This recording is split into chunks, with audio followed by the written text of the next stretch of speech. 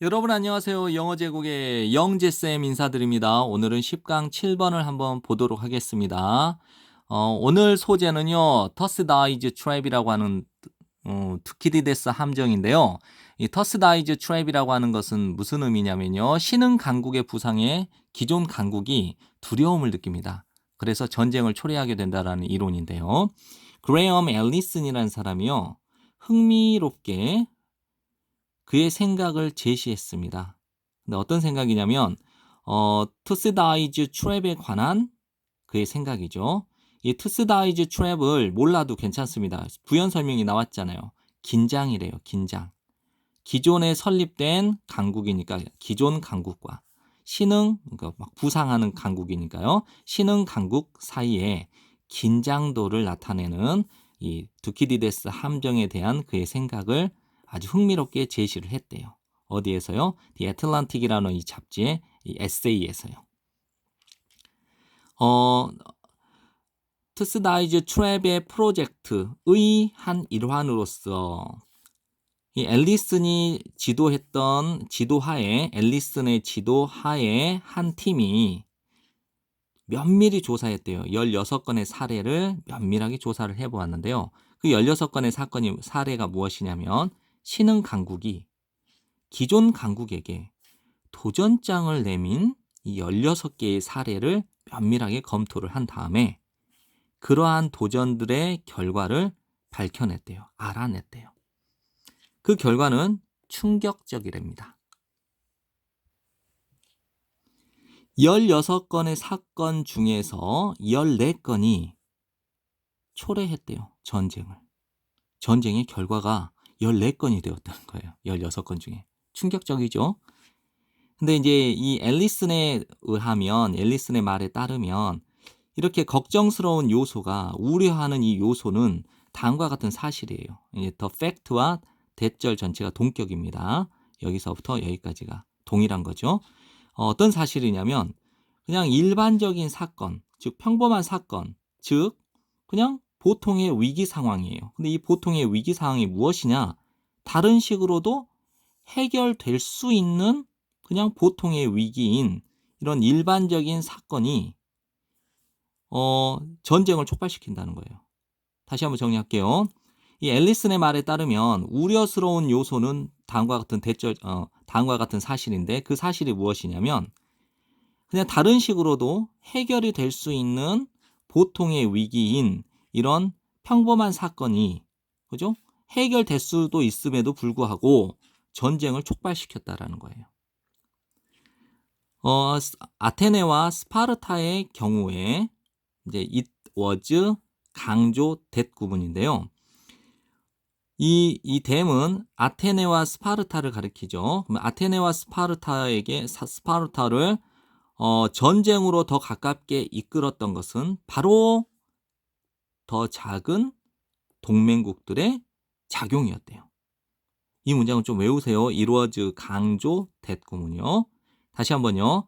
아테네와 스파르타의 경우에 아테네와 스파르타가 이제 서로 이렇게 비등비등 하겠죠.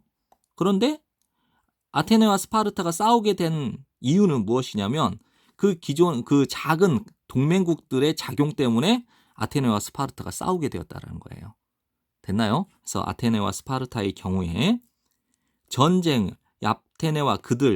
아테네와 스파르타를 전쟁에 더 가깝게 이끌었던 것은 바로 더 작은 동맹국들의 작용들이었다. 이것은 쉽게 일어날 수 있다. 동아시아에서도 일어날 수 있다.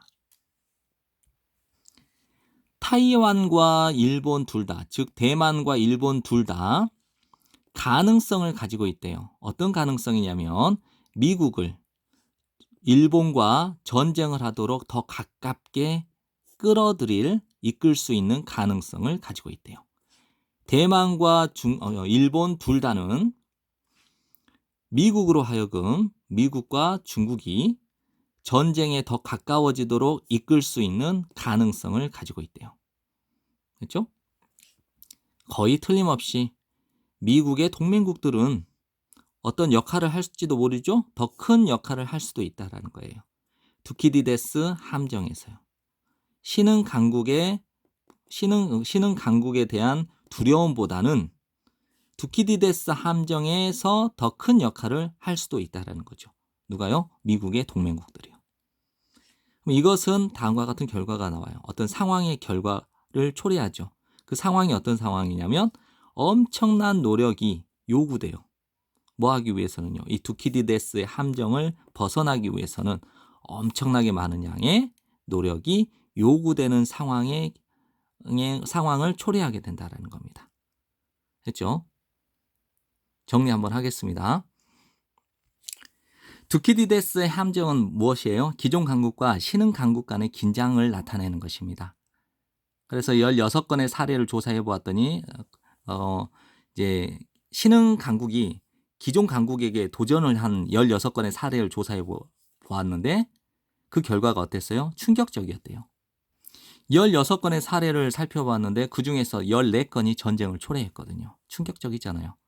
그래서 이제 걱정스러운 요소는 평범한 사건이에요. 그냥 전쟁이 일어날 수 없는 사건이 될 수도 있는데 그런데도 불구하고 전쟁이 발생한다라는 거예요.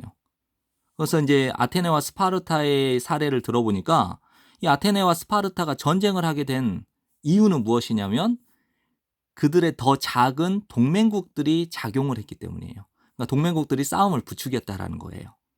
그래서 이러한 사실이 동아시아에서도 쉽게 일어날 수 있다는 것을 볼 수 있다고 얘기를 합니다.